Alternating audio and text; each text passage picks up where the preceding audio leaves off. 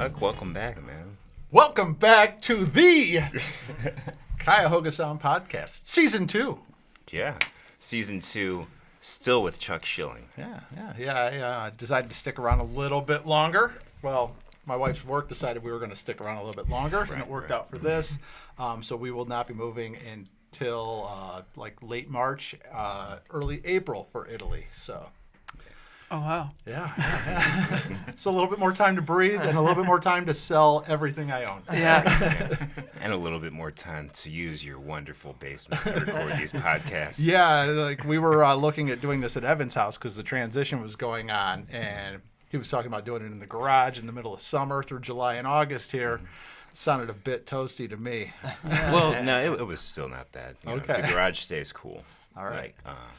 We recorded a couple of them, tried it out, and it'll be good for the next season. The Season 3 preview going to the garage. You're moving to Italy permanently? We're going to be going, I think it's going to be like a 3-year contract for the beginning. So a 3-year visa, and then it can be renewed. Okay. So I think we're going to see how we adjust. Oh, yeah. You know? Nice. That'll be sweet. I've never been to Italy, but it sounds cool. I've been there before, but not Yeah. longer than 10 days. Yeah. You know, so 3 years, it's a stretch. But I will be popping back. Her headquarters is actually in Cleveland for North America, and she's still in charge of North America. So we'll be coming over here once a quarter, Gotcha. which will be pretty cool. Very Visit cool. family again. All right. Well, listeners, like we said, welcome to Season 2. And today we have with us, I'm Evan Stone. And this is Chuck Chuck Schilling. Schilling. Welcome back, Cuyahoga Sound Podcast. Our first guest this season is the Ohio Weather Band. Thanks for having us. Oh, you're welcome. Absolutely. Man. Great to see you guys again. Yeah. It's been years, but I love that you guys have been active still. Yeah, we've been at it. Chipping away, slowly but surely. Cool. Where'd you meet these Recently, guys at? very active, right? Let's go to that question. I was just getting ready to ring a bell, that's all. Cool. Corey, you remember how we met? Was it through, I feel like I've known you since when I was going to Kent or something like that. So Yeah. was it through, I don't remember exactly how though. It was at Kent State, yeah. Yeah. Yeah, you were doing a solo acoustic thing, Okay.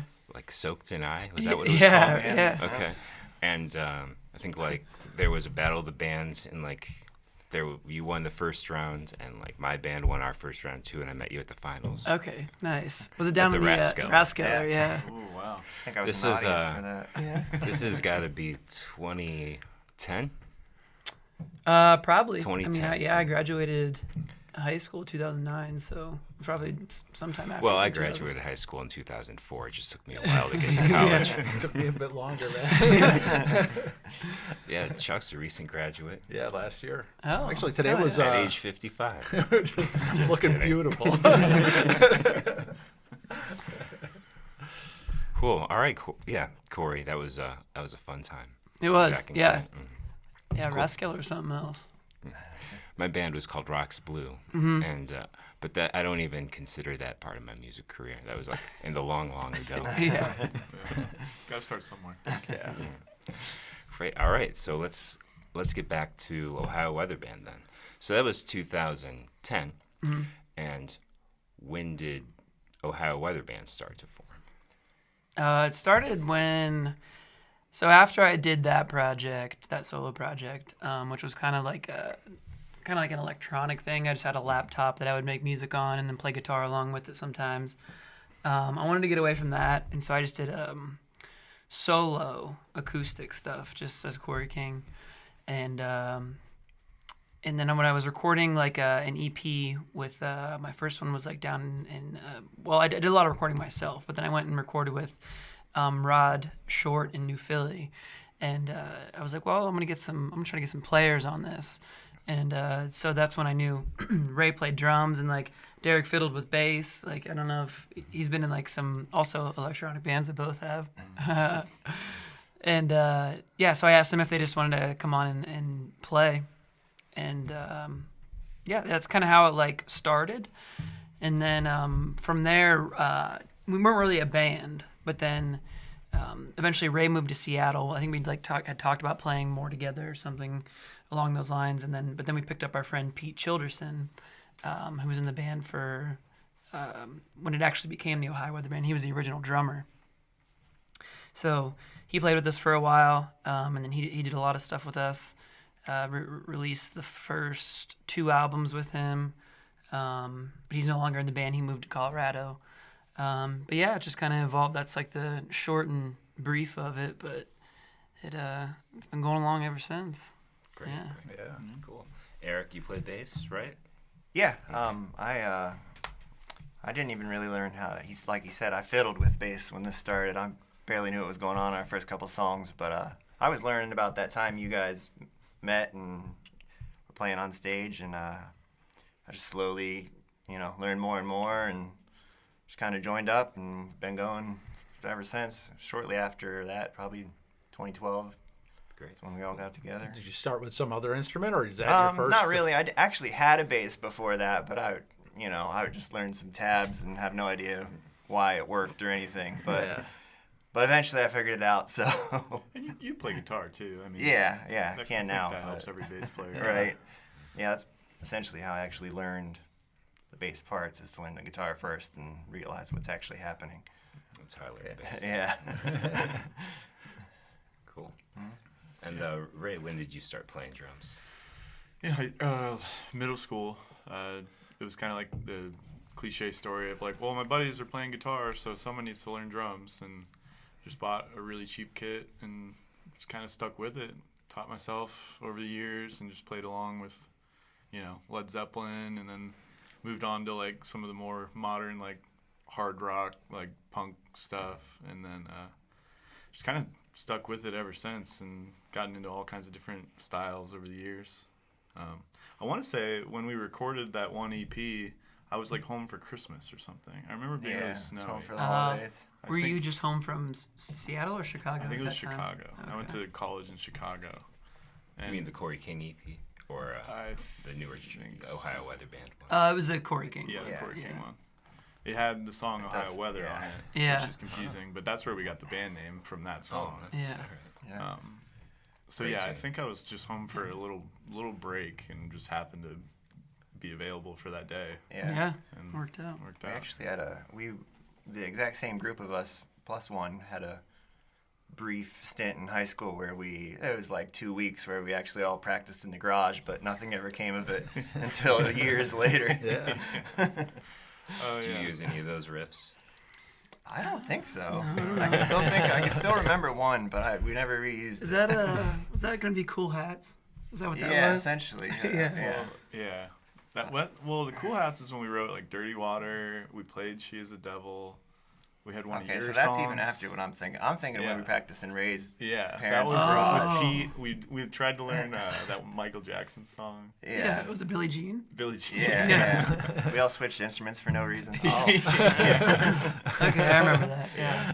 We had like 2 songs that I don't even know if they had vocals or anything. But we just Right. jammed. It was fun. But Nice. What were you guys all listening to? What was your influences at the time of that? At that high school jam? Yeah. I don't know. I mean, I think for me around that time, I was transitioning out of like musically what I was listening to, like out of because like a lot through high school, I was really into like pop punk and like Blink-182 is the reason I play guitar. I feel you. Yeah, right. Green Day got me kicked Yeah.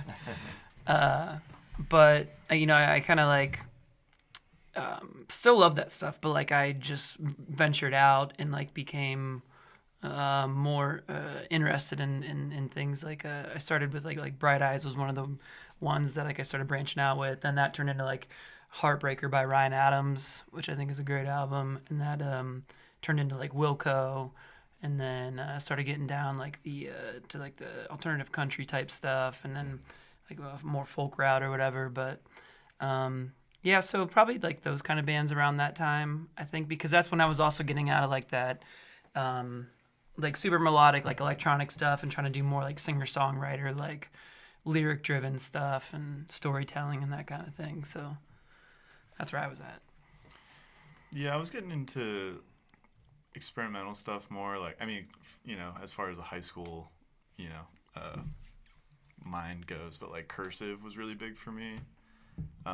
So it's still like Saddle Creek kind of stuff, Tim Kasher, And yeah, I was huge into Bright Eyes too, kind of the early darker stuff, but at the time, but yeah. Yeah, pretty much same. We all kind of listened to the same music growing up. We've known each other forever and partying. And I think our high school band was a little more like pop, not hip hop exactly, but There's some rapping something in there. like that. Yeah, like some Gorillas or Yeah. sort of in that vein more. Yeah, I mean, we definitely all dabbled with metal too. I mean, nothing like, you know, I would never say I'm like a giant fan of Metallica, but I've Yeah. always like respected them. Yeah, we had our job for a cowboy phase. Yeah, like there was like the really hard stuff that was just kind of like silly, but like really satisfying too. So it's like, and the drums are always crazy, so that's fun. Yeah. Yeah. Great, cool. All right, so 2014, you released your first full-length album, right? What was the process of that? You guys are all from the Akron area where you're still playing music. Did you record it around there too? Yeah, so we all grew up in Alliance, actually. Alliance, all right. And it was Can you tell everyone where that is in relation to Akron? kind of like 45 minutes southeast of Akron. Yeah, it's like east of Canton. Yeah. Mount Union College. Yeah. I think a lot of people know that Oh, more my so God. than they Pretty know small Alliance. Yeah. The Troll Museum, Yeah. Troll Museum. Yeah, and the Cat Museum. the Cat Museum. Yeah. We gotta Wow. check that out. Yeah, like the little troll dolls. Yeah. Isn't that what it is? Yeah. It's like, yeah. Puffy hair. Is that where they Yeah, came from? got that. From Alliance, or is They this just- Just I'm a not sure. museum. It's the museum for it, at least. Yeah. just a serious collector that's like, I need Yeah. something Yeah. to do with all these? I think it's actually called the Troll Hole, isn't it? Yeah. Yeah. Yeah, it sounds right. Got to pay your troll toll to get in there. Yeah. Probably. So yeah, pretty small town.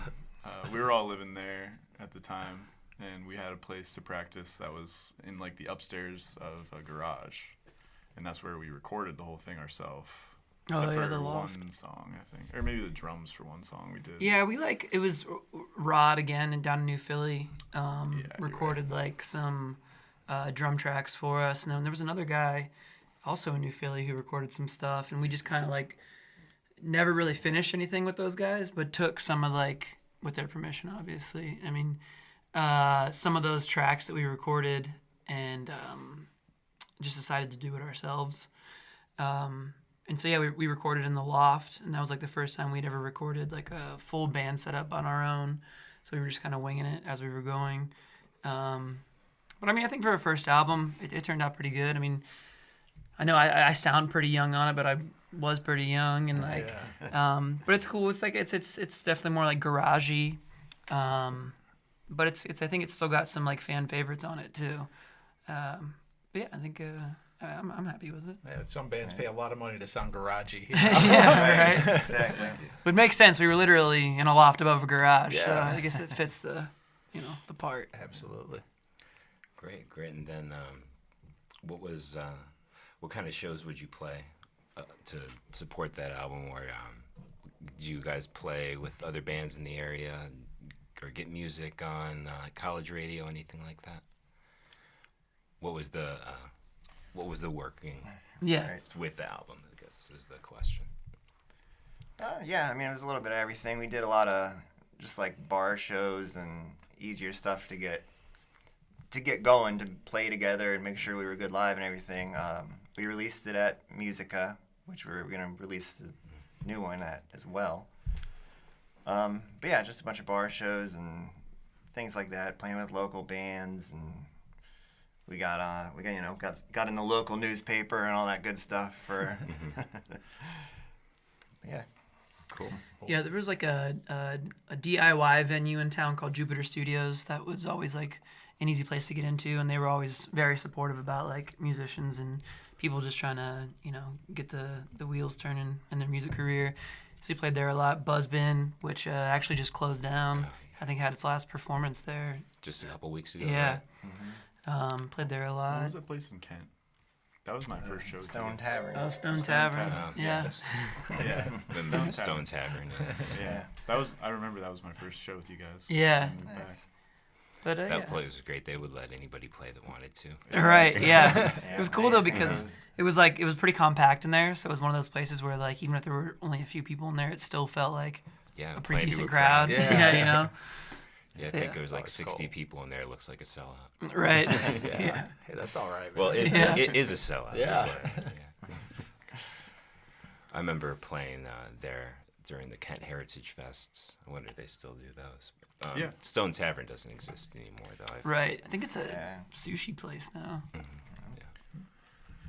But yeah, the album definitely made us feel more like a real band, I think, and I don't know if it actually led to more opportunities, but just like always playing kind of led to meeting new people, playing with either other bands or like, I don't know, we could talk about the Bon Jovi thing. We just kind of like, I guess that was a few years later, but you know, eventually we had traveled a bunch.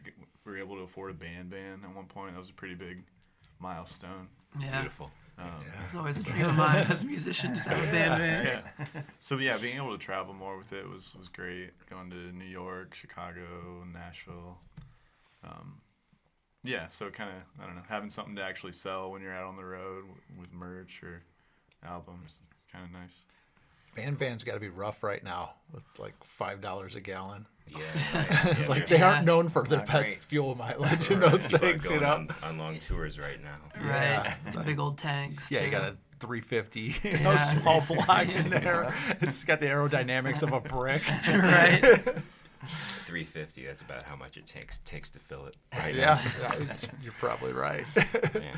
Well, that's great. So, what happened with Bon Jovi? We submitted to a contest. He like has a thing. I think it's in a lot of his, at least on this one tour he did. He reaches out to local musicians, and you submit a video and a little bio, and his management team kind of looks at your press kit, and I think it went down to voting at one point too, or something. Yeah, like like that. it wasn't like a crowd vote thing, like a fan vote. I think it was more so like their internal team like narrowed it down on their own, and then yeah, we just I mean we didn't have like we were like, well, let's just give it a shot, and yeah, we just got an email one day and it said that we were playing, and I was like I was thinking it was just like some sort of like I don't know, like some spam bots or something caught on to that we were like submitting to this, and it was like it was just a spam email, but it was legit. And yeah, so we got to perform at was then called the Q, but now the Roma Fijo. We played there with Bon Jovi. It was pretty wild. Cool. On the stage on the court. Yeah. Wow. Yeah. Nice. That's I've- awesome. I've seen them like Yeah. put some local bands like up by the team shop or something before. Yeah, no, Right, it was but- like we were in front of It's their happened kit before. and amps and everything right on stage. Oh, that's Wow. cool. as Yeah. hell, Experience. Yeah. Nice. Cool. When was you say a few years later? So 2017. Yeah. I believe that's right. Yeah. Nice. Yep. Thousands of people. Yeah. I believe it was close to sold out. I'm not sure about that, but It was pretty wild though because like playing like doing like sound check and stuff. They had all the lights on and you could see how big and grandiose it is. But then like when like it was showtime, they just had like some gnarly lights shooting on you and stuff, and so you couldn't see much. Only like the first couple rows, and like the monitor mix and stuff is so like dialed in and loud, and everything sounds so close to you. It just kind of felt like until the song was done and people were like clapping and stuff, that just felt like you were in like a smaller room just because everything was so right there. Like you couldn't see beyond the first couple rows. The sound was just so, at you. But yeah, it was, didn't feel so big like while you were on the stage, but you knew it was like as far as like literal size, but it was cool. Wow. How long was that set? 20 minutes, I Yeah, believe. we did 20 We got- minutes. I think we got 4 songs. Yeah. Nice. Get roadies for that? yeah, his people we did were have some. throwing yeah. our stuff around. A couple. Yeah, they actually busted Busted some. a hoop on the kick. I've had that once where they had like played a bigger place and they have roadies moving your stuff, and Yeah. you're like, dude, I can do it. Like, Yeah, right. Didn't they do that at the Kalahari thing? yeah, they did it there. So I guess I've had it done twice because they did it there. Actually, and we played with a Bon Jovi tribute band there. That's crazy. But I did some amphitheater down in Dayton, and it was the same type of thing. Right. Was that the Rose Amphitheater in Cooper Heights? No, it was. No, I can't remember off the top of my head. Oh, all right. What was the green room situation like there? We got the full deal. I mean, like the actual green room wasn't like super swanky or anything like that, but like they have catering and everything, and they took us. But the funny thing was that like we had a point of contact backstage, and she was like the backstage manager or something like that. But it was funny because like she would like kept tabs on us really hard. She was like, because we also got to meet John, and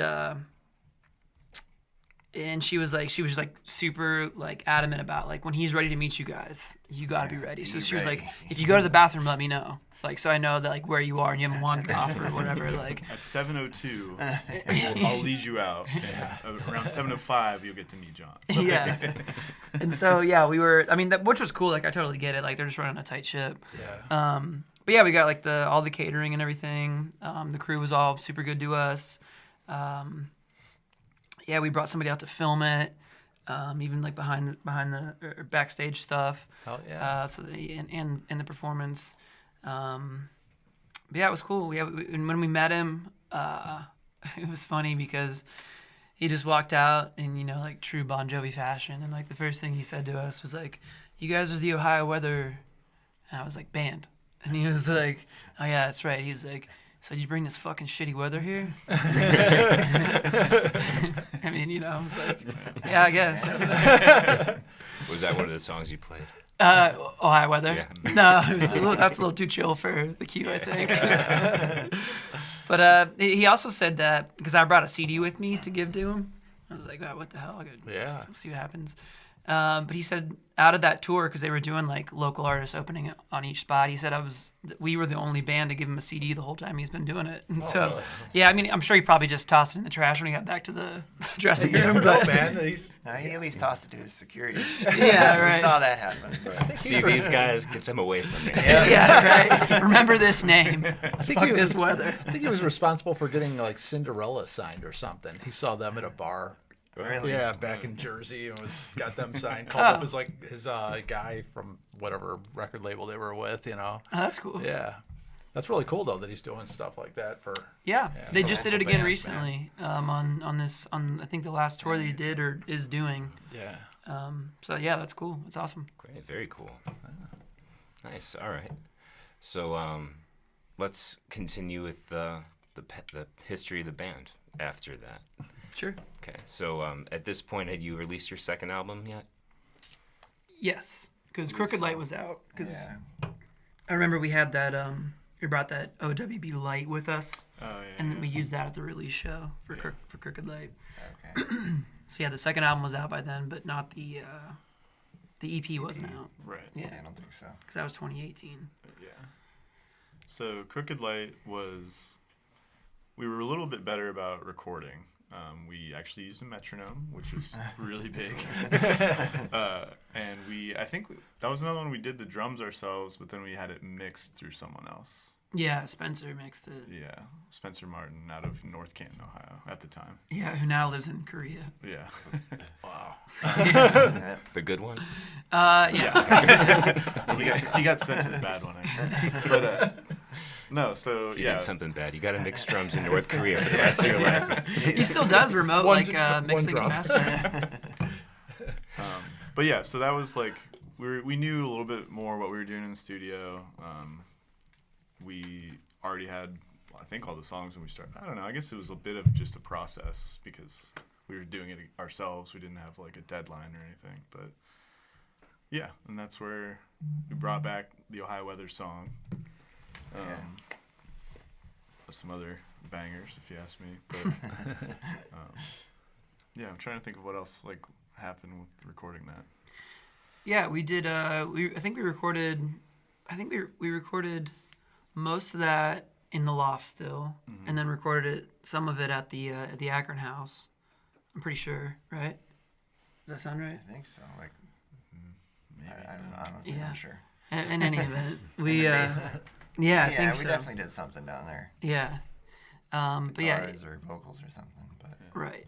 So yeah, we recorded pretty much all of that, and then sent it off to Spencer to have it mixed, and then same guy mastered that one.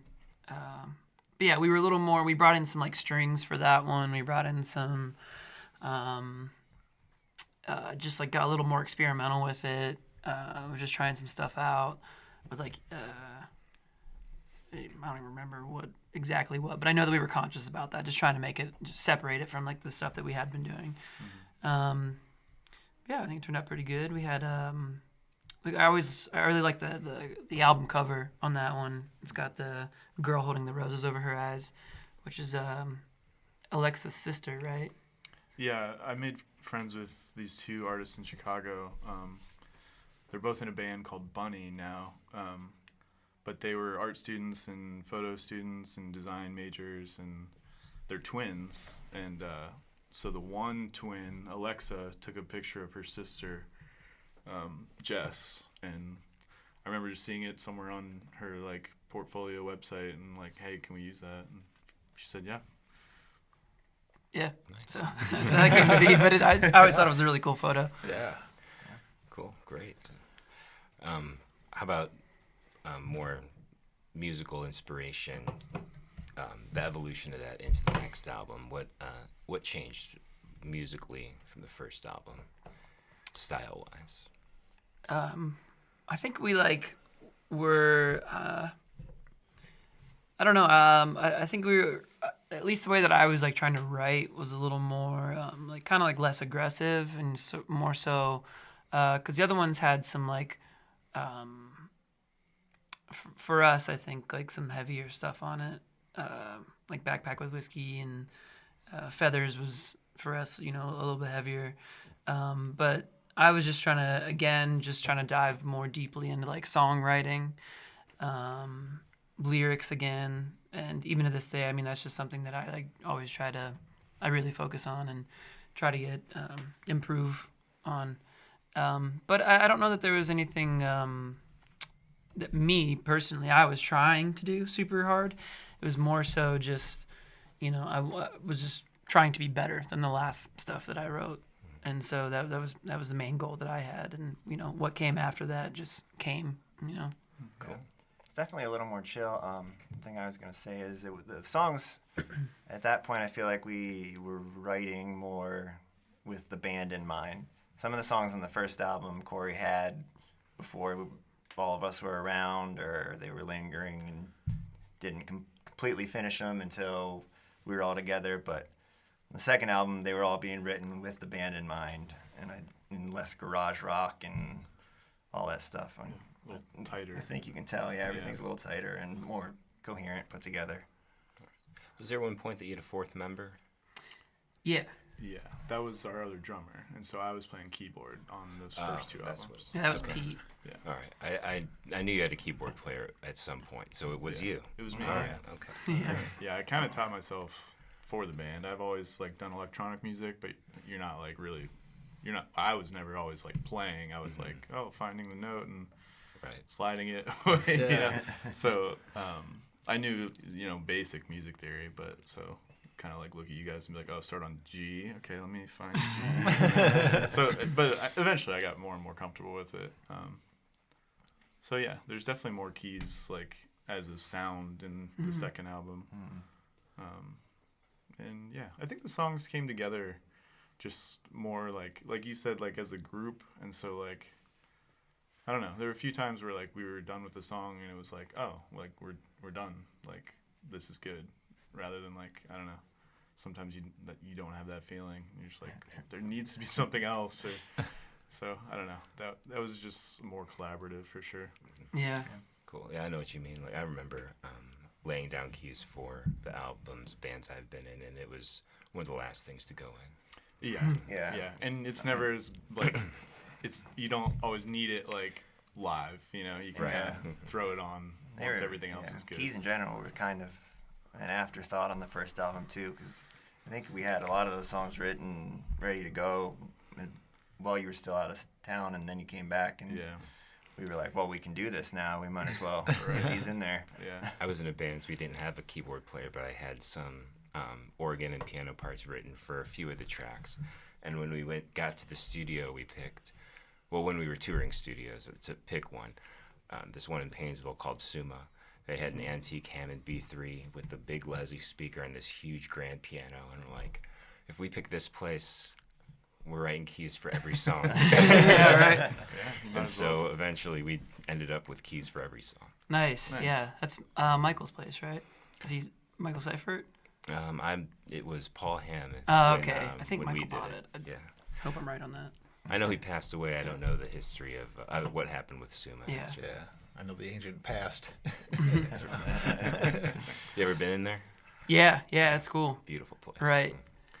Yeah, I was in there when they were like, when it was purchased after the last owner, and they had left like a bunch of old like masters and stuff in there, and I'm pretty sure there were some like old like Black Keys recordings in there. There was a lot of the bands they had done in the past, just down in like this room where they stored all that kind of stuff. And it was just wild to see some of the stuff that they had just laying around there for like, a lot of history. You can like feel it in there. We think we did like 4 weekends there. To do the 12-song album. Nice. All right. Cool. Should we go into sponsors? I'm rusty here, man. Well, let's talk about Chuck Kaminsky, and then let's talk about sponsorship opportunities for season 2 for everybody. Oh yeah, because we would love gifts of alcohol or money. That's right. Or gear. That's right. We'll Yeah. take all the above. Anything really. Well, I'll let you go ahead with the basement trader because I'm so paranoid about having not done this in a while. I'm going to walk up and make sure that we are recording video. I believe we are. Okay. I see a red light over there, but I'm just paranoid back here. I keep double checking the audio recording, and we're all good on that. So. Cool. All right. Well, thank you, Chuck Kaminsky from Basement Trader. That's BASSMENT Trader.com. He's got an amazing shop at his house on Chestnut Street in Painesville, right off the highway. And he's got cool guitars, basses, other oddities. He has two reverb a stores. new line of guitars that he's carrying. I don't remember the name. It's like off the Nashville top of- something or something like that. But they're like Fender replicas, but at a budget price. But they play really well, and it's like they do, yeah. When I picked up my guitars, he was doing setups on. By the way, setups. He does quick turnarounds, really cheap and really, really I'm professional. gonna bring my bass there. Actually, I want to get some flat wounds on my P bass, so I'm gonna bring that perfect. down there. Yeah. He sold me a 90s PV with some flat wounds that I use when I play bass. Cool. But yeah, I played one of them. He had just gotten them out and was setting them all up and played it, and then looked at the price tag. It was like $240. Yeah, I'm like, yeah. Man, this plays just like a legitimate Strat. Yeah, especially with the prices that a lot of like Fender and Gibson stuff is going for now, man. Squires are $900 or something. Right. Like, what? Well, the Classic Vibes they just put on sale like a couple weeks ago. I think it was like, was it $449 for a Classic Vibe Telly? So, I mean, not bad, not bad. All right, and let's shout out to all our season 1 sponsors one last time. Let's start with. We're done with them. Oh yeah, new season, new wave of them. Dead to us. Cool. Unrefined is a 100% gluten and dairy-free meal prep service in Cleveland that uses local vendors for their products. Always fresh, never frozen food. If you live within 35 miles of downtown Cleveland, they will deliver it right to your door, or you can pick it up. Go to unrefinedls.com and get your order in by Wednesday at midnight to get it delivered on Sunday. All right. Yeah. I recommend the Asian glazed chicken. It's my You very always favorite. do. And the buffalo mac and cheese. Yeah. Cool. Oh, also, if you use the code CS20, you'll get 20% off your first order. All right. Let's give one last shout out to Russell Jones. Yeah, Jones Drones Cleveland. Jones Drones. They are, it's Russell Jones. If you check out episode 18 of our podcast, you'll hear our interview with him, drone photographer and music enthusiast. Extraordinaire. Yes. Cool. And Listen CLE. We'll keep plugging them a little bit. We still got that one. Yeah, this one. If you go to listencle.com, they are Cleveland's music lovers and promoters, and they will get you into their musicians database. You'll self-guide through, and you can use it as your electronic press kit. And venues and events that are looking for entertainment have been using this service. Yeah, there's to been find places. we've heard of people getting gigs from the service. So that's at awesome to see. listencle.com. And also at listencle.com, you'll find 9 mood-based playlists Yes. that are all Ohio, Cleveland based. Yeah. What artists, is love and chill? Yeah. Energy, groove, feel good. Misery loves company. Rock out. Night driving and acoustic cuts. All right. Cool. I also want to address while we're on the commercial break here that we aren't giving our guests lesser beers. They requested some Miller Lights. Easy to please around Yes, here. season 2 is not the land of budget cuts. This was my request. Speaking of which, can I request another beer from you, Evan? Sure. All right.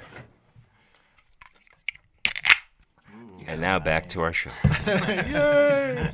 You can look for that click on there to know where And we're live. We can take one last commercial for our first season 2 sponsor, Okay. which we do have. Enlightenment Event Lighting Oh, Design. this is news to me. This All is, right. yeah. Brian Klemonik and his wife Emily, they own and direct this event lighting service, and they have been specializing lately in concert lighting. And really, really good stuff. If you could go to enlightenmenteventlighting@gmail.com to check out what they have. All right. They have like rougher schedules than musicians, man. Big time. Oh, yeah. I was just out in Vegas, and there was a lighting convention for like professional lighting people, and they were just talking about their hours. Like I overheard a conversation. I'm like, yeah, like I think it's like 3 hours of sleep. Yeah. It's not like a night because it's like from like 4 to 7 a.m. Right. And then just start over again, just setting up the next thing because they start tear down after the musicians are done doing our tear down and load Yeah. out. Like Oh, yeah. You guys will hear all about that. When I met with them was when we did a little interview in between season 1 and 2. So that episode will be out with Brian and Emily. bonus content. Yeah, that's right. Bling. They did tell me that. Like, we're there before the bands and after the bands. Like, they're like 3 to 1. Yeah, these people were talking. I was like, holy shit, man. Right. But there's some shows like Picture It Without the Lights. Oh yeah. No, they're essential. Yeah. I know. I kind of listen with my eyes a little bit when I see my favorite bands. Oh, yeah. So the lighting. Even if is you're like, crucial. you're not audibly like, these lights are dope. It's like you would miss them if they weren't there. Absolutely. sure. Yeah. Some of the better ones, like Brian and Emily, are real good at syncing the lights up with the music. Yeah. It's fun to do too, syncing it up. I tried some lighting stuff for a little bit with the one tribute band I was in because we were like so locked onto click tracks that I was able to do that. So I MIDI programmed all the lights. Like it was nothing like they're doing, But like I think one of the coolest parts I got to put in was we were doing Pour Some Sugar on Me. And made the lights go red light, yellow light, green light, and go lit up the crowd. I was like, yeah, I did that. Meanwhile, like they have like crazy lighting rigs that are doing all kinds of stuff. But I felt proud of myself for a little bit there. Good job. All right. Cool. Maybe they're looking for some help. I don't know about those hours, man. All right. Let's get back to the Ohio Weather Band here. Cool. And let's talk about this more recent side of the band that you've been writing, recording, releasing. I know there's something new coming up. Let's talk about 2019. Okay. Well, in 2018, we released an EP. Oh, it was 18. My yeah, mistake. That's all right.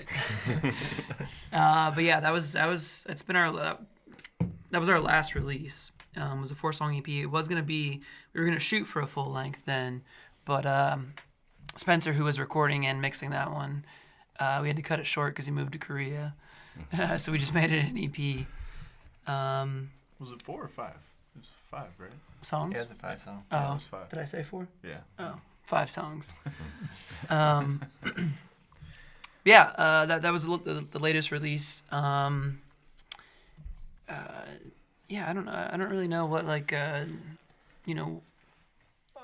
again, like what we were trying to do different with it. I think it was more so just trying to push ourselves and trying to make it different in some way, shape, or form. I don't know. Do you guys remember like strategically or like any ideas that we had or anything that we were like trying to really push for a new release at that time? Not in particular. That was the first one we didn't record all ourselves. And Yeah. Spencer recorded almost all of it up in his studio area, which is also kind of a loft like we had ourselves. But I think they've just slowly gotten more professional sounding. That's the most noticeable thing to me.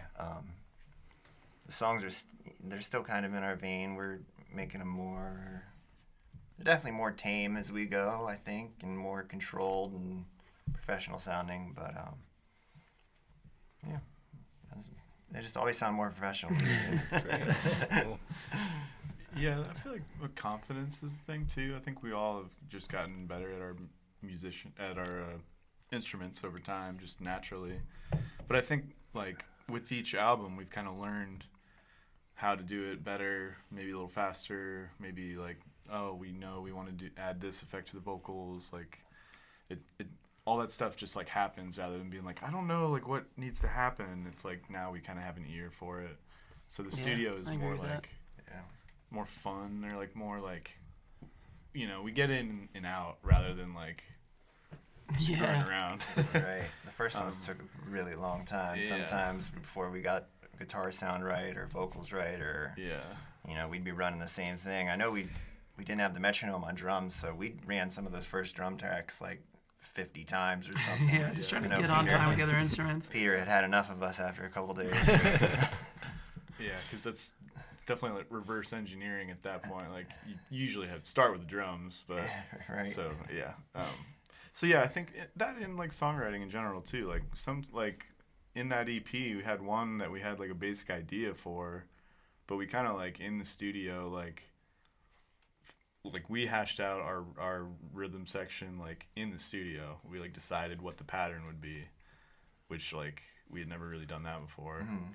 Like just let it kind of happen in the studio rather than like we know exactly what we're trying to do.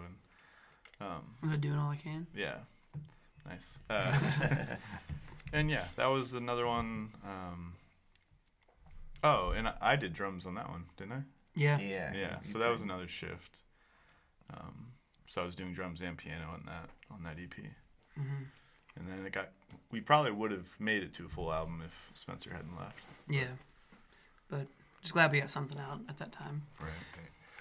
Was so let's go a little past that then with the rest of the songs that you were planning for that, what was supposed to be a full length. Did the pandemic stifle those plans at all? Were you guys planning to record and get stuff done and then fell apart like with a lot of us? Yeah. Yeah. Yeah. Yeah, for sure. Yeah, there were definitely. I mean, yeah, our last show, right? Like when we were on a plane from California back to Ohio when like news of the pandemic was starting to be a thing. Yeah. Like the first case in the United States happened while we were in California, and yeah, then we just kind of had to shut down for like 2 years basically. Yeah. Right. Well, like we were able to start recording because it wasn't like, so widespread at that time, and it was a little, it wasn't as bad as it was at that time. So we were able to still like get into the studio, and we started recording at that time, and we got like, I don't know, maybe like 3 or 5 songs done or almost done, and we were knew we were going in to record a full length album. So we weren't just gonna like cut another EP and that was it. So we recorded those, and then the reason we had to stop was because we weren't getting as many shows, and we kind of just ran out of money, and so we had to put it on hold for I don't know, like a year maybe.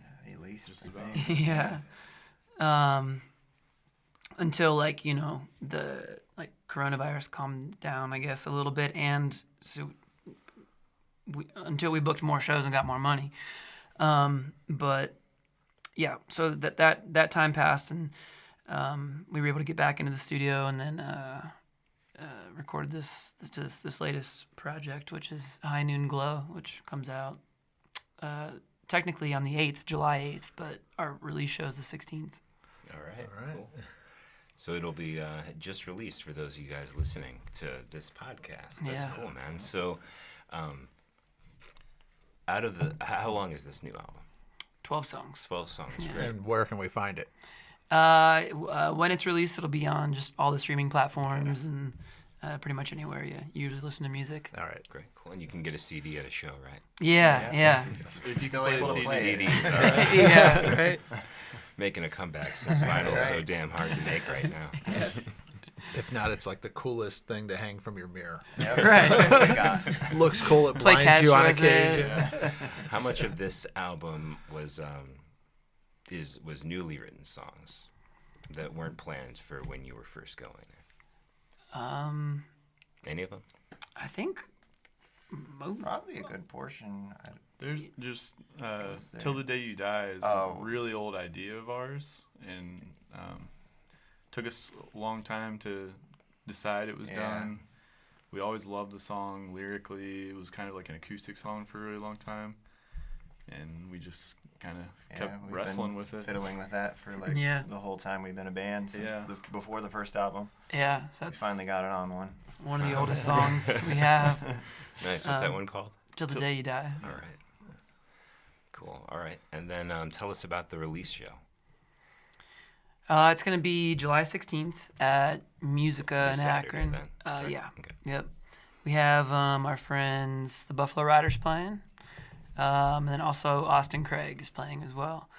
And yeah, we're hoping. So right now, there's a curfew for They Akron. lifted it today. Oh, did they? Uh-huh. Nice. Oh, curfew. Okay. Or in the morning. Yeah. It might be tomorrow morning, but he just Yeah. announced they're lifting it. Yeah. So they Yeah, just did alright. like a 1.5-day curfew. Yeah, I guess everything went well, and we're good. Yeah. All Back right. to it. Yeah, because there was some protests going on downtown Yeah. Akron that turned like destructive or violent or something of that nature. Bunch of broken windows. Yeah, and so the city decided to put a curfew for downtown Akron for it was indefinite, but apparently it only lasted like literally a day and a half or something, or 2 days. Yeah, we were kind of semi-worried Musica's about right that downtown, for a right? second. Yeah. Middle of downtown. Yeah. Yeah. Yeah, but yeah. So we have those guys playing. Obviously, we'll be selling the album. We weren't even gonna get CDs. We wanted to get. We figured most people are just gonna be streaming, but still wanted to get vinyl just for the people who really dig vinyl and we like vinyl. But when we were done with the album, we inquired about getting vinyl, and they said that it'd be a year before we could get the vinyl delivered to us. So we just said, well, we're just gonna get CDs, so we have something for the release show, and they still sell like when we play out and about. So yeah, we have those. We have some shirts, some hats, bunch of merch coming. One of the best ways to support bands right now is buying merch. Absolutely. Yeah, Yeah, for sure. Definitely. Yeah, and we had the album art painted, which was kind of cool. Commissioned, well, we just wanted the album art, but the girl we worked with, Shayna Hoffman, also from Chicago, she just painted us a bunch of different things, and we just kind of picked one that we hadn't even really planned. She just did one. We were like, that kind of like that one the most. Yeah, right. But yeah, it's a really cool painting. Did you come with ideas to her, or it was just a? We had like one. Yeah, but we didn't really use it, did we? Yeah. No, yeah, it kind of veered away from that. We would just like, we kind of work this way a lot with like people who like design stuff for us. Is that like, because we want them to do their thing, Yeah. and don't really want to like, step on their toes too much. So we just throw like spitball ideas at them, or just like certain words or moods or feelings, or like a theme or something, Yeah. and just kind of let them come up with something, and then we usually just end up liking it. But then like they're always really cool about like revisions, or like if just totally want to switch it around and do something else or whatever. But for me, I've always just been a fan of like letting them go Yeah. and seeing what they come up with, because that's why we're hiring them, is for their creativity. Yeah. Like, I like your style. Yeah. I want something of my own. Yeah. Great, cool. So, the name of the album again? High Noon Glow. High Noon Glow. Cool. Yeah. What's that in reference to? There's a lyric in one of the songs, Cost of Living, that just references a high noon glow. We had a list of album names that we were going through, but that's the one that won. What are some of the losers? Do you remember? I Yeah. always love this question. Yeah. Middle West was gonna be one. We had God or God Luck. Yeah, Yeah, that's also a lyric. That song has like a lot of lyrics that could have. Oh yeah, it's could from the have been same album song. titles, Yeah. Yeah. That was the first one we recorded too. I feel Yeah. like that one is kind of like the bedrock of the Yeah, album. it's the sleeper. Yeah. Set the mood. Yeah. Yeah, it's not like a single or anything, but it's like it's definitely one of the heavy hitters on there. Nice. I'm trying to think of other ones. Yeah, we had a whole Yeah. shared iPhone document. Probably still have it, but those were the main contenders at least. Yeah. Those We three. ask this question a lot for like the band names too. Right. I mean, Yeah, band names you are guys hard, been man. together forever. So. Yeah. Were you guys ever known as anything before you decided yeah, on we struggled that for a song? little bit. We were just Corey King for a second, and then we were Corey King and the Ohio Weather Band. I think we had a whole different name at one point. The Corey King and the Spotless Minds. Oh yeah, that was like one of That's the one. first, That was first like we shows. played one show under that name. We were like, no, I don't. Yeah, let's not. Those are the only ones I can think of right now. Did we have another? If you count Cool Cool Hats. hats. Yeah, we just had a bunch of cool hats one day. That's our fake name, but for practice. Yeah, those are the only ones I think that kind of stuck around. Chuck Kaminsky and I had a band that was pulled pork. We never played any shows, but That's a good I one. showed up for the first rehearsal with like a big dish full of pulled pork that was like from a catered event. We're like, let's just call the band Pulled Pork because we're just That sitting here reminds me eating. of a Stone Tavern show I played with. They were called Extra Crispy. All right. Not a bad name. Yeah, that could have a second meaning though. But well, I guess Pulled Pork can too. All right, let's talk about the new album. So I mentioned like musical and songwriting evolution from album to album. Anything special about this one? For me, just a huge jump up in quality. We recorded with Jim Stewart up in Cleveland with Superior Sound, I believe, is like the actual. Yeah. Good guy. Yeah. That album I recorded at Suma, he recorded there, mixed by Jim Stewart, and then two Yeah. EPs with the same band. Yeah, Jim's great. He's Yeah. great. Super professional, super fluent with the program, and just has a bunch of great equipment. Like you mentioned those two like really nice pianos. Like we had all that stuff at our fingertips. But we also, I guess we should mention Lee Turner too. Oh yeah, we had Lee Turner from he plays with Darius Rucker, and he played keys and organ and Wurlitzer and banjo. So yeah, he was our go-to auxiliary guy, and he killed it. He crushed it. But yeah, we also had some pedal steel come in. Tebbs, I don't know if you guys know Tebbs. He's awesome. Yeah, he's one of the best I've heard. But he just recently, we got him the weekend before or weekend of maybe that he moved to Nashville. So we were lucky to get him in the studio before he left.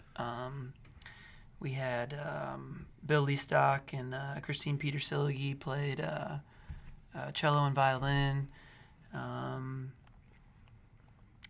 We had Anya Antonovich. She did some background vocals. Anya Van Rose or Van Rose. Have you guys heard her? No. No. Yeah, no, she's got good stuff. You should check it out. Okay. Yeah, we brought some players in and went to Jim. Jim was a big part of it. And then we just knew that it had been a while since we had put something out, and so we were like really. I was mindful of that and just wanted it to reflect that like we haven't just been sitting around and not working on anything. So I wanted that effort to be apparent. So just kind of went in with that mindset. But yeah, I think it turned out good. I'm proud of it. Great. Yeah, I think another thing too is I feel on the new record like the vocals in general are just like really solid. Like mine specifically, like 'cause it took me a while to find out harmony and like really like singing from the gut. Where at first I was like, oh, maybe I can hit this note, but now it's like, I just have way more confidence with singing, so I feel like the harmonies are like way more present on the new album. What do you do to get the confidence in your singing? Going out there and doing it a lot. Yeah. And like a lot of times, especially like for finding harmony when we do covers, that's when I like, there's something to go for, a note to hit, and so you eventually get comfortable finding the note. Yeah. Yeah, I've had a couple people through the years like talk about posture and breathing, which has definitely helped too. But yeah, it's kind of just feeling it at a certain point. You mentioned like using covers. Is there any covers that find their way into your set list frequently? Yeah. Yeah. We do like Fishing in the Dark a lot by Nitty Gritty Dirt Band. We do Classic. Traveling Wilburys. Yeah, I got about 3-4 Tom Petty songs at this point that we could pull up. Yeah, we do a Maroon 5 song Sunday morning. That's a great one.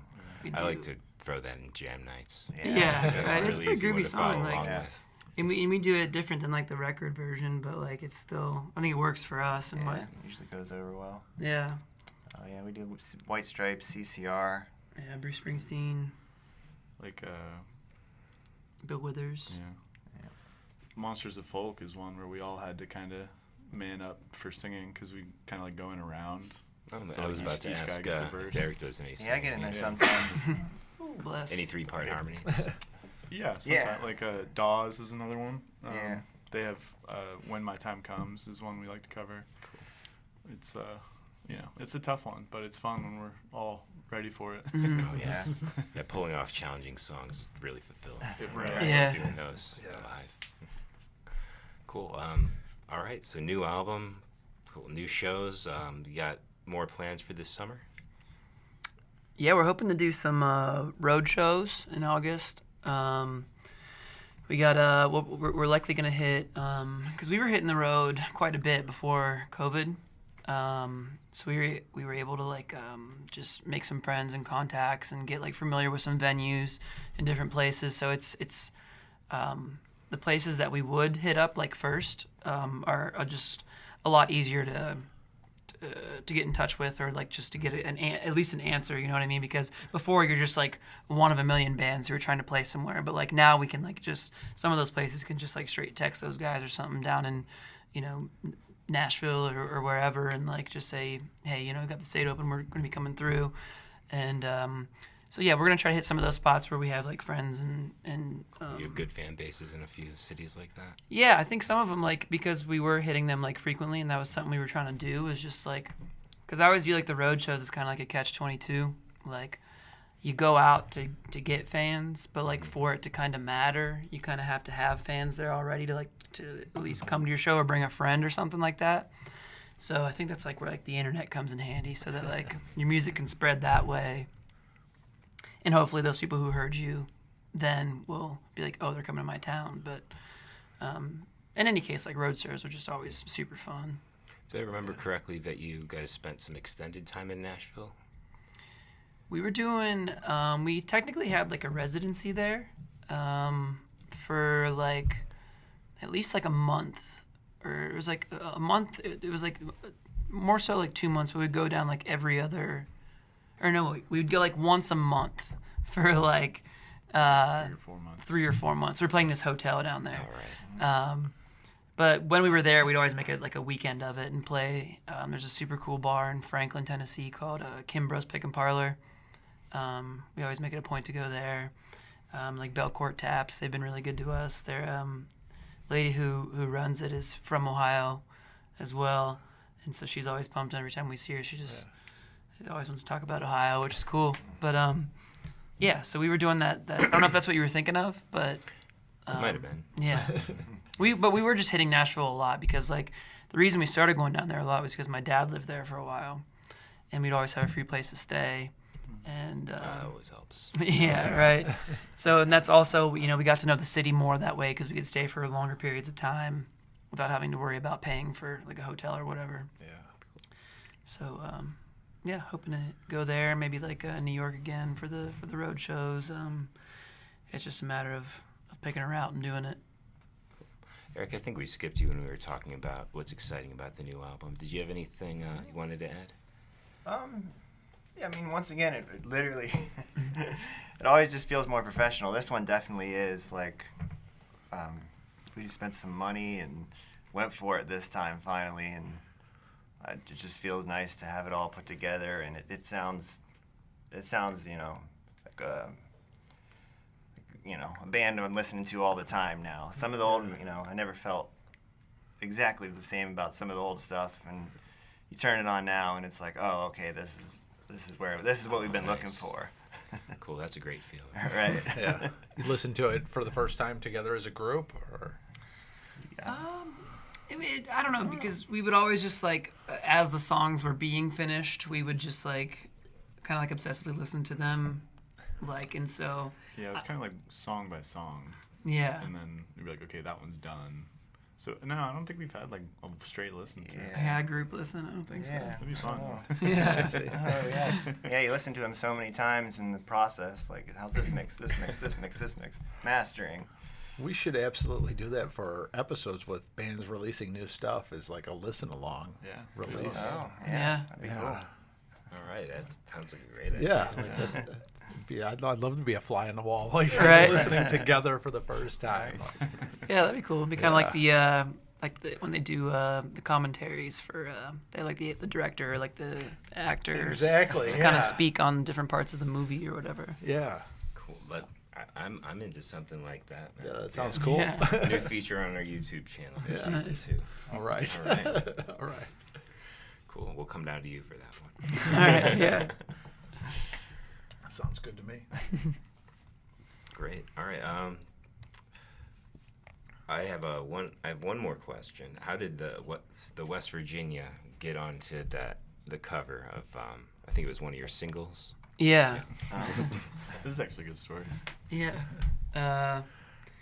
So there's this. I don't even know how we met him, but He was in town. He was in Akron to see Bob Dylan. Yeah, Oh, Dylan yeah. and Dawes. Bob Dylan and Dawes. And he was there an extra night and had just looked up local venue and our release show for Crooked Light.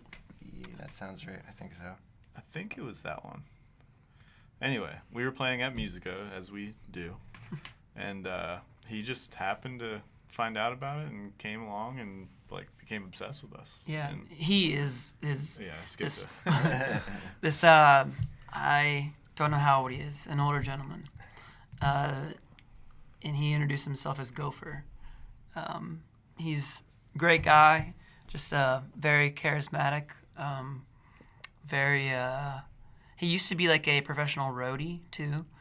Yeah, he introduced himself as Gopher, and has been a great like support and fan of ours for since then. Like he would come. He lives in West Virginia, and he would take a Greyhound bus to.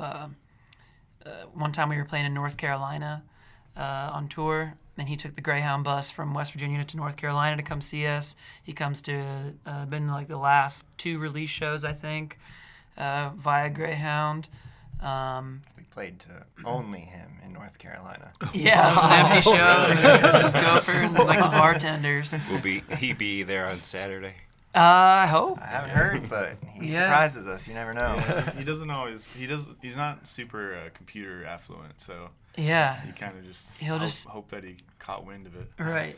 He'll just email us once in a blue moon.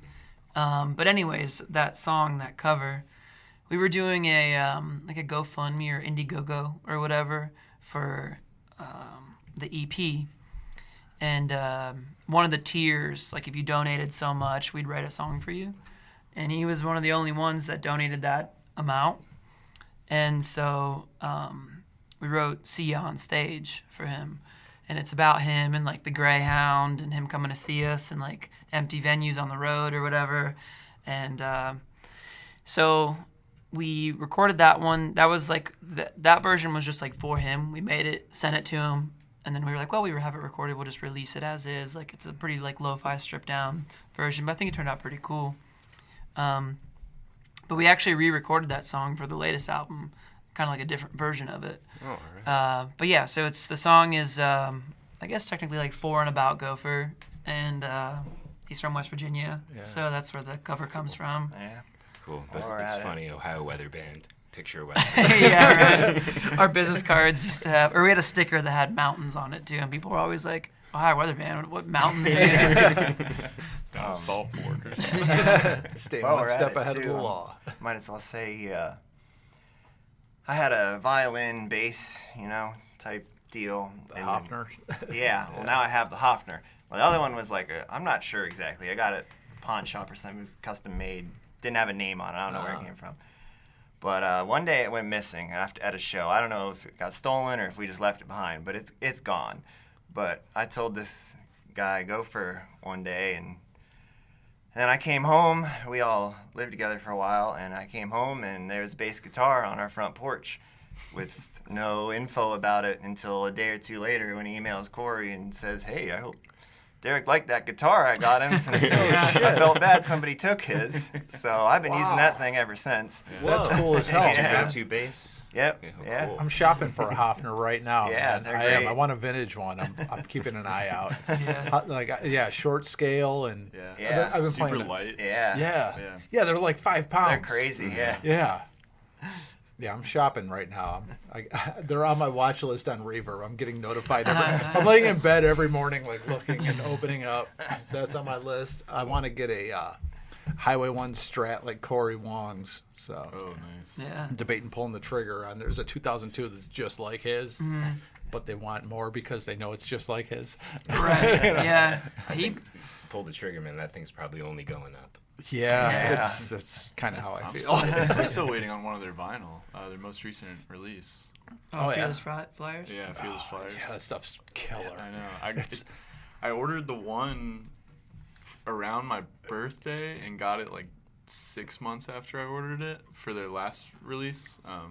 And yeah, I'm still waiting on the newest one. Wow. Yeah, they might be too with how long it takes to make these vinyls. That's Right. true. Yeah. I think I got a notification that it was like ready or shipping or something, but I still haven't seen It's it. amazing those drum beats he comes up with. Yeah, Just that limited setup just makes you think differently I know, about it. like the Madison Square Garden shows. Yeah. like, those are electrifying. Oh, it's so good. Yeah, It's so Nate good. Smith. Let's talk about newer influences of just like the last few years. That's fun. Yeah, it's. I don't know. Skip me. I'll come back. Okay. For me, I guess like I don't know. I mean, like I always, anytime that like I guess people who would influence me as like a songwriter, like are usually like the staples. Like I said, even to this day, like Jeff Tweedy, Connor Oberst. I always forget what kind of music I listen to when I'm asked what kind of Right. music I listen Tough to. for But that reason. but as of late, like I mean, I've been listening to, and I guess they all are influences. Turnpike Troubadours, if you guys know them, they're awesome. Dijon, you know him? No. He's great. Kind of like poppy hip hop type thing, but like sort of lo-fi, but also like singer-songwriter feeling. He's great. Remy Wolf. I don't know. I mean, it's This is all new music. I can try to yeah, listen but to now. it's weird for me because like I never really like latch on super hard to any one person and just like play their album over and over again. I feel like that's rare. It's more so that I'm just always in search of like a new artist to find. Like use Spotify. Like I'm always looking forward to like the Discover Weekly playlist or whatever, just to try to find somebody else to dig into. But those are just the ones off the top of my head that I can think of that I've been listening to a lot. Yeah. Similar. We've been listening to Christian Lee Hudson a lot Oh yeah. together. And He's all awesome. that. I had a real big Tom Waits phase there for a little while. Yeah, it's always a tough question for no reason, but Yeah. Dan Reeder, he's great. Been listening to some of his stuff. But yeah, I just saw My Morning Jacket like 2 weeks ago. They always Oh, put on nice. a hell of a show. I haven't missed Can't it go this wrong. Year, but Yeah, I love their I've seen shows. them a good handful of times now, but it's always a good time. Yeah, that's one of the shows that always leaves me inspired. I'm like, all right, time to Right. go home and practice. Yeah, for a Yeah. week. you gotta get better to be able to do that. Yeah. I did like Big Thief. Their new album's really good. Her voice is crazy, and her lyrics are amazing. Like Destroyer's new album. Tim Heidecker's new album's pretty good. It's like stripped down. It's more like acoustic, but it's pretty like heartfelt. He has a song about learning how to play Harvest Moon, and it's very like, I watched the music video, and I fell in love with the song, and I learned it and wrote down the lyrics, and I don't know. I like that kind of stuff. Like very literal, like Tom Waits can be sometimes. Right. Yeah. Cool. And how about like local bands or like peers that are catching your attention or that you're into right now? Cleveland, Akron, Youngstown, around.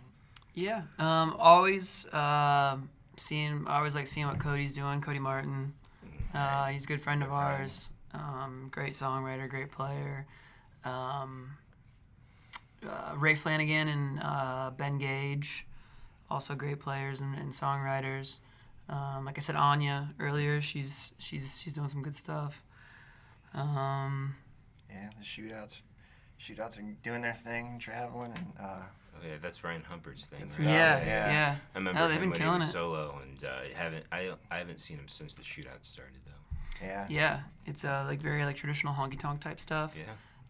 Who else is doing that? Right. Nobody. Yeah, right. Yeah, we got to play with them a couple months back too. Oh, that's fun. Yeah. And then a girl named Sierra Farrell. Yeah, Sierra's blowing up too. Like, we got to play with her. Like, it's crazy to like see. Like, we saw like, kind of like watched her blow up because we were playing at Kimbrough's in Nashville, or in Franklin, Tennessee, and we needed I was booking the bill, so I was like, I gotta get like 2 more artists to play with us or whatever, and so I saw a video that she had posted. I think it was do you guys ever watch the YouTube channel Gems on VHS? No. Yeah, he posts a lot of good stuff. I think his name's Anthony Simpkins or something, but Gems on VHS is the channel. But it's a lot of like sort of like southern vibey, like singer-songwriter type stuff, but it's like intimate, like usually stripped down videos. He's had like Charlie Crockett on there, Sierra, the dude, what's his name from Lost Dog Street Band or something like. Anyway, but I saw one of her videos, and I was like, dang, this is super good. Like, I'm just gonna hit her up, see if she's down. And then so she ended up playing with us, and at this point, like, this was like a show in Franklin, where we just had like a handful of people come out that night. Sierra played, one other band played. Then we played with her again at the Mockingbird Theater in also in Franklin. But like fast forward to today, she's like she was doing like the Avett Brothers party in like where they did like some like island type beach deal. She was on tour with Ray LaMontagne. She's just doing a bunch of crazy shit. That's what awesome. every musician wants to do, you know, like that kind of stuff. And she's just killing it, and she's awesome. But What's yeah, her name one more time? Sierra Farrell. Yeah, she's great. Yeah, her but yeah. voice is like from a different time. It's crazy. Yeah, it's like very old timey, like. Yeah. Nice. Yeah, then there's obviously Austin Craig and Buffalo Riders, those guys who were playing with us at the show. Yeah, there's a lot of people doing a lot of dope stuff. Don't feel bad if you forget names. Like, Yeah, there's right, something I about mean- coming here in front of the camera. Yeah. Everybody forgets everything, us included. My favorite Akron band is Actual Form. They're like progressive metal with no vocals, but they're just really fun to watch. Super, just intricate, crazy math kind of guitar stuff, and they just play so well together, and it's just so fun. Cool. Yeah. Absolute Form. Actual Form. Actual Yeah, Form. they're great. All right. Cool. One more conversation before we start to wrap up here. Let's talk about gear. All right. Yeah. Cool. Love talking about gear. Yeah. This is start where with, half our viewers tune out. Yeah, that's what we say for the end. But then they'll miss the last question Yeah, too, that's which right. is why so many people are caught by surprise. Yeah. Ray, let's hear about your drums and keys. Keys aren't as much of a thing lately, but I had a wall piano that I kind of like cut apart so I could move it easier. It's a Roland F110. It just has a couple good piano sounds, like one B3 sound, one Rhodes sound, and it's definitely been, a staple throughout the years. It's been a good instrument. But for drums, I have a Gretsch Catalina kit, the 24-inch bass drum, which I love. And then my favorite cymbal is Sabian AAX Omni.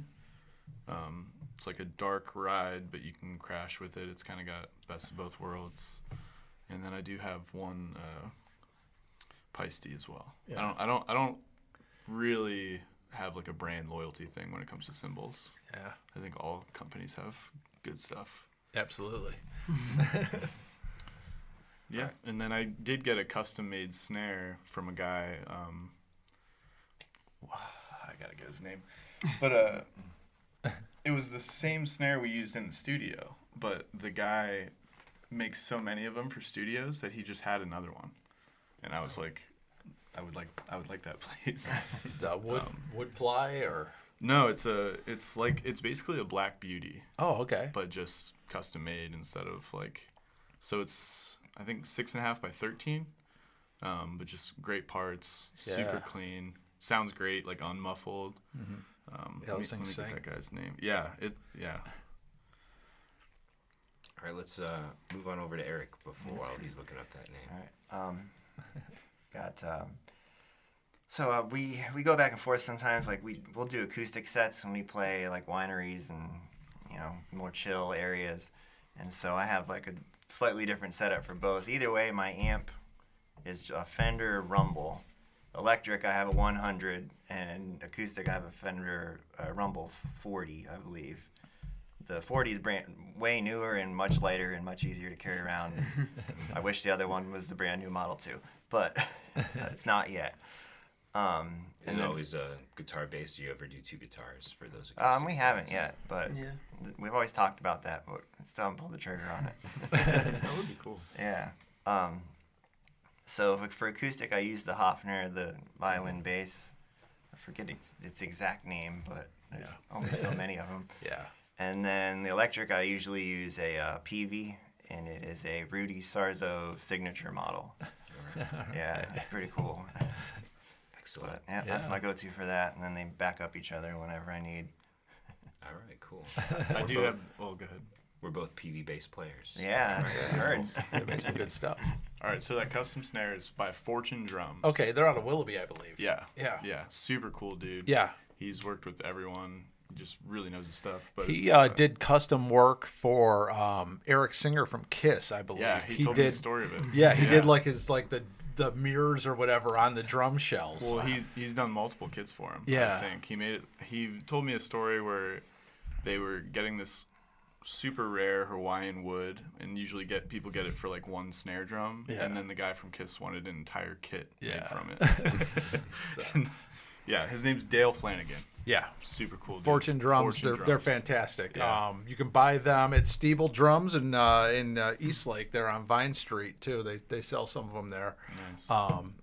Eric Singer from Kiss, came in after Peter Criss or after, I forget who was before or who came after Peter Criss, but he's been with them since when they went without the makeup, like that first album. He actually went to high school with my mom in Euclid.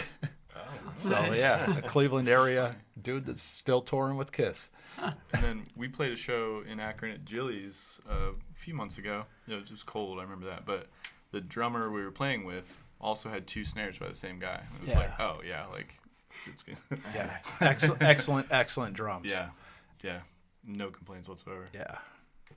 All right, we're at the singer-songwriter here. Let's hear about your gear. For acoustic, I recently got a Martin 00017, kind of a thinner, smaller body. They kind of, from what I read, based it off of their vintage guitars. It's before I used to play an Ibanez for a long time, but I've always had my eye on a Martin. Finally got one. Sounds great, does great, as Martins usually do. I have for electric, I have an Epiphone Sheraton 2, semi-hollow, and then what I typically use for a backup is a Fender Toronado. I don't know if you guys remember those or not. I've seen those. It was the GT one with the racing stripe on it. Okay. Which I think are discontinued. It's a pretty cool looking guitar. It's kind of like a olive green with the black stripe on it, but that's what I use for my backup. Fender Hot Rod Deluxe for the amp. Almost always way too loud. That amp is can like never get it past. Literally, they can't get it past like 1.5 before like somebody like the sound guy tells me to turn it down. Yeah. But it's a good sounding amp though. I used to have a problem with an amp like that, and so I started just keeping my guitar volume at like 4 or 5 the whole time, so I could use more of the amp, and it made a big difference. Right. Yeah. And then I just have I got some pedals I use like Wampler Tumnus, and I actually have like a few that are just like I think they're called like. It might not be Catalina or like Catalia pedals. They're cheap pedals, but like they get the job done. And some like Joyos. You guys ever use Joyo pedals? Also very I've cheap, heard of but them, like yeah. they just they work. They do what I need them to. One's a tremolo, so like, and I use that. I use it often, but I mean, all I needed it to do was make it sound like a tremolo does, and it does. So and I also use recently implemented one of the Boss loop pedals. Been doing some live looping. Which has been cool. The RC2, 3, or This one one of the bigger is ones? I think it's the 3. What's the latest one? Is it a 5? I'm not sure. I switched to one of the big ones. I used the Okay. RC300. There you get the Okay, monster. yeah. Yeah. I just used one of like the normal pedal ones, and then for acoustic shows I have an RC. I think it's just one. But yeah, a couple other pedals that are just like a compressor. And then just like a slap reverb one I use. But yeah, that's about it. Pretty simple setup. Excellent. Simple, straightforward, good stuff. Yeah. Cool. Ohio Weather Band, it's been great to have you here. Yeah, thanks y'all for having Yeah, us. cool. It was great, Appreciate great it. to see you. Great catching up. I know. Great way to kick off the new season of the podcast. Right on. All right, Awesome. let's tell everyone about your new album and release show one more time. Yeah, it'll be streaming everywhere. On July 8th is the stream release date. July 16th is the album release show, which is at Musica in Akron. With we have Buffalo Riders playing with us and Austin Craig. And that's pretty much it. So just What time's that one start? the release show 7:30. All right. Yeah. Cool. Nice Saturday night. Yeah. Yeah. All right. And the Absolutely. curfew's lifted now, so we can Yeah. we can actually plan on the show again. Cool. Good luck. I'll have to miss it. I've got a gig myself. Oh, It I understand. happens. Cool. Yeah. That's the worst part. Yeah. Like having friends in the music industry. Like Yeah. everyone's We can never busy see each at the other. same Yeah. time. Right. Yeah. There's a lot of people I know are good, but I've never actually seen them. Yeah, it's like, oh well, we're both busy. Like shucks. Yeah. Cool. All right, one last question for each of you. All right. Do you have a recommendation for a movie, TV show, or YouTube channel that we should be checking out? I've been watching Barry on HBO. All right. It's super fun. Yeah. Bill Hader, super funny, but I mean, it's not. It's definitely a comedy. It's just super unexpected, pretty violent, but That's on my list. yeah, it's really good. It's and the episodes are quick. It's It's how short? I think like 20 minutes. Oh, all right. Yeah. There was one in the second season where almost the entire episode is a fight scene. It's like a Family Guy chicken deal. Kind of, yeah. But it's just really well done and great acting, and yeah, Bill Hader's just amazing. Yeah. Cool. Later's good. I guess I already kind of threw this one out there, but Gems on VHS. Yeah. Yeah, good stuff, good quality, a lot of good songwriters. So yeah, Gems on VHS on YouTube. Yeah, mine's also from HBO Max. I've been watching a lot of the Righteous Gemstones. Oh yeah, that's good, man. Yeah, it's funny. Sometimes it's just so ridiculous. I can't believe they put it on there. But I keep saying Sounds like my type of thing. they got Uncle Baby Billy. I love saying his name. I call my dog that. His name's Skippy. Uncle Baby Skippy, come here. Well, yeah, I recommend that. It's really funny and it gets serious at time. It's like 5 minutes at the end of the episode, but Yeah. it's good stuff. I'll second that one. There you go. Awesome. Thanks. How about you guys? What should we be? What's one for us? Let's see. What have I been watching lately on YouTube? I'll have to find the channel, but like it's just some nerdy stuff. But there's this dude that's putting together like chronological, like top 10 largest armies in the world since 300 BC. And like, you just see this chart building. He's got this dun dun dun dun dun dun dun music going in the background. Largest civilizations ever, and you just watch the rise and fall of history going on. Okay. I have no idea what the channel is, but I guess if you look up like timeline armies or something like largest armies, something like that. I've been getting into those lately, and it's just he's got this drumming music going on in the background. It's like, dun, dun, dun, dun, dun, dun, dun. You're like, I really get into it. It's like 10 minutes of just watching lines go across the Your screen. heart rate starts increasing. Just learn about these like armies. I was watching one that was like just populations of cities in Europe, and like Rome hit 1 million people in like 200 AD. And then nobody hit 1 million for another like 1,600 years. It wasn't until like 1800 London got 1 million people again, like because you see the plague hits, and all of a sudden like everybody's gone, Right. and then everybody builds back up. Total nerd stuff for sure, 100%. If you're not into nerd stuff, don't even bother. But that's the channel I've been watching lately. Okay. Well, I don't really have anything. I'm watching Stranger Things, which I don't have to say is awesome. Yeah, I'm in the middle of that too. The last season. I got the Mad Max bike out in the garage. They did that. They did a limited edition at Target, and I got one of those a couple years ago just because it looks like it's an 80s Diamondback. And I was around for those, and now I can buy a brand new one. So I watched season 1 when I was in the hospital, so this was like summer 2017. I did or too. Something. Oh, wow. Yeah. Hello. And You guys roommates or something? I haven't seen it since then. And there's 4 parts now. And my girlfriend's never seen it, so we just started watching season 1. And I'm bitter because I watched like the first episode with my wife, and then I went to like work the next day, and she binge watched like the whole rest of the It's season. like go to the ultimate. And I just like don't do. Gotcha. So now she's fully Rude. caught up, and I'm still at episode 1. I'm still bitter at episode 1. I just have to let her go to Italy on by herself. Yeah. I'll catch up. I'll meet her that there. would be punishing yourself. Yeah. We'll forgive her. She's awesome. She is awesome. 100,000 other She just didn't want any spoilers. Had to hurry through it.